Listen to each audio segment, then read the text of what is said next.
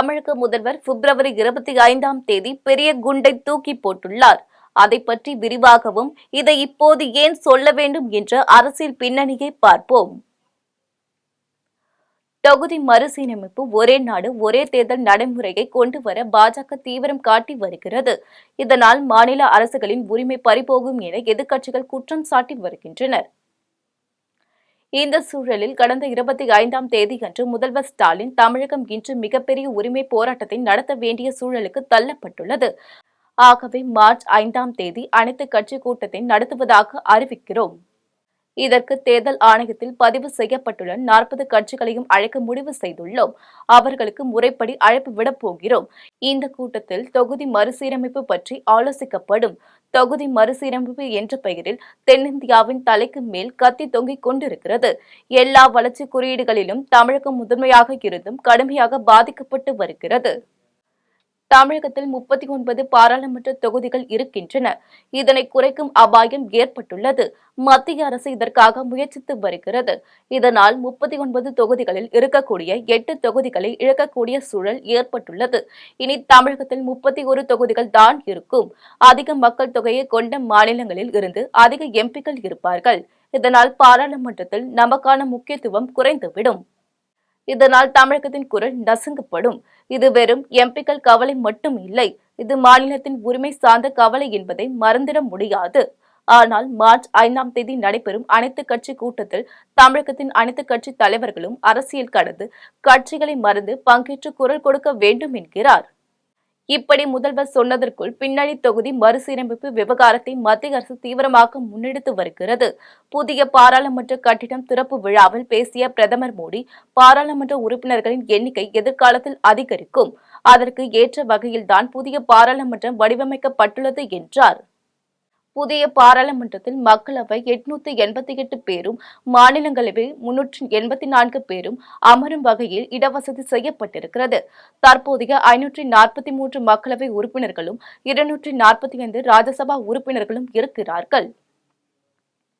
இந்த சூழலில்தான் புதிய பாராளுமன்றத்தில் கூடுதல் இருக்கைகளும் அமைக்கப்பட்டுள்ளது. இதனால் தென் மாநிலங்கள் கடுமையாக பாதிக்கப்படும். முன்னதாக ஒவ்வொரு 10 ஆண்டிற்கும் பிறகு நாட்டில் உள்ள பாராளுமன்ற தொகுதிகள் மறுசீரமைப்பு செய்யப்பட்டு வந்தது. கடந்த 1975ஆம் ஆண்டில் அப்போதைய பிரதமர் இந்திரா காந்தி மக்கள் தொகை கட்டுப்பாட்டு திட்டங்களை தீவிரமாக முன்னெடுத்தார். அப்போது தொகுதிகள் மறுசீரமைப்பு அடுத்த 25 ஆண்டுகளுக்கு மேற்கொள்ளக்கூடாது என்று திருத்தம் செய்யப்பட்டது. 2001இல் 25 ஆண்டுகள் நிறைவடைந்த பிறகு மீண்டும் 25 ஆண்டுகளுக்கு தொகுதிகள் மறுசீரமைப்பு நடவடிக்கைகள் தள்ளி வைக்கப்பட்டது. இது வரும் 2026ஆம் ஆண்டுடன் முடிவுக்கு வருகிறது. இதில் தமிழகம், ஆந்திரா, கேரளா போன்ற தென் மாநிலங்களில் மக்கள் தொகை கட்டுப்பாட்டு சரியான முறையில் கடைபிடிக்கப்பட்டு வருகிறது. இதுவே பீகார், உத்தரப்பிரதேசம் உள்ளிட்ட மாநிலங்களில் மக்கள் தொகை எண்ணிக்கை அதிகரித்து வருகிறது. இந்த நிலையில் மக்கள் தொகையின் அடிப்படையில் தொகுதி மறுசீரமைப்பு செய்யப்பட்டால் அது தென் மாநிலங்களுக்கு சிக்கலை ஏற்படுத்தும். அதாவது மக்கள் தொகை அதிகம் கொண்ட பீகார், உத்தரப்பிரதேசம், ராஜஸ்தான், மத்திய பிரதேசம் போன்ற மாநிலங்களுக்கு அதிகமான பாராளுமன்ற தொகுதிகள் சென்றுவிடும். அதே நேரத்தில் மக்கள் தொகை கட்டுப்பாட்டை மிகவும் சரியான முறையில் பின்பற்றி வரும் தமிழகம், கேரளா, ஆந்திரா உள்ளிட்ட தென் மாநிலங்களில் தொகுதிகளின் எண்ணிக்கை குறையும். அதோடு மத்திய அரசின் மக்கள் தொகை கட்டுப்பாட்டு திட்டங்களை நியாயமாக பின்பற்றியதற்காக தமிழகத்திற்கு கொடுக்கப்படும் தண்டனையா இது? மத்திய அரசின் இந்த நடவடிக்கையினால் மொத்த தென் மாநிலங்களுக்கே கூடுதலாக 35 தொகுதிகள் மட்டுமே கிடைக்கும். ஆனால் பீகார், உத்தரப்பிரதேசம், ராஜஸ்தான், மத்திய பிரதேசம் ஆகிய மாநிலங்களுக்கு மட்டும் 150 இடங்கள் கூடுதலாக கிடைக்கும். இதற்கிடையில் தமிழகம் 8 இடங்களை இழக்கும். அதே நேரத்தில் மொத்தமாக 888 இடங்கள் வரும். இதில் பீகார், உத்தரப்பிரதேசம், ராஜஸ்தான், மத்திய பிரதேசம், குஜராத் ஆகிய மாநிலங்களில் வெற்றி பெற்றாலே ஆட்சியை பிடித்து விடலாம்.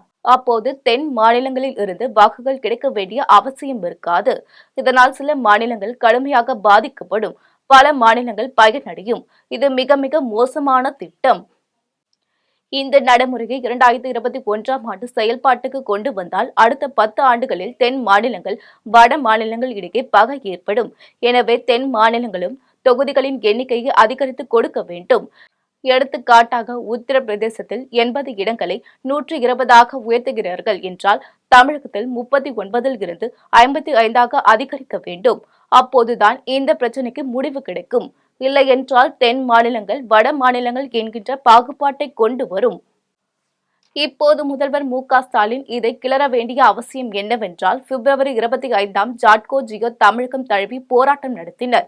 இதற்கு காரணம் 2021 சட்டமன்ற தேர்தலில் ஸ்டாலின் அரசு ஊழியர்களுக்கு திமுக ஆட்சி வந்தால் பழைய ஓய்வூதிய திட்டத்தை கொண்டு வருவோம் என்று தேர்தல் அறிக்கையில் தெரிவித்தார். இதனை நம்பி அரசு ஊழியர்கள் ஸ்டாலினுக்கு வாக்கு அளித்தனர். ஸ்டாலின் அத்தேர்தலில் வென்று ஆட்சி அமைத்தார்.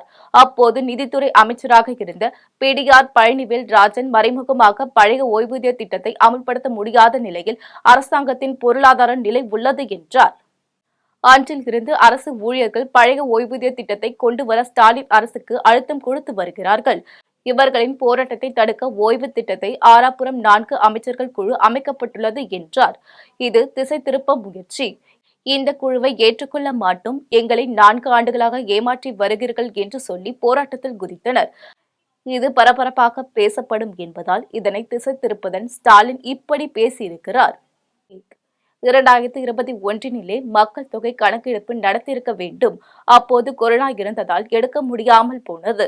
இதையொட்டி மோடி அரசு 2026 ஆண்டில் எடுக்கப்படும் என்றார். அப்படி எடுத்தாலும் தொகுதி மறுசீரமைப்புக்கு இப்போது வாய்ப்பில்லை. ஆகவே அரசு ஊழியர்களின் போராட்டத்தை திசை திருப்பத்தான் இது. இன்று தப்பித்து விடலாம். அடுத்து அவர்கள் மீண்டும் களத்தில் இறங்கும்போது ஸ்டாலின் என்ன செய்ய போகிறார் என்பதை பொறுத்திருந்து பார்ப்போம்.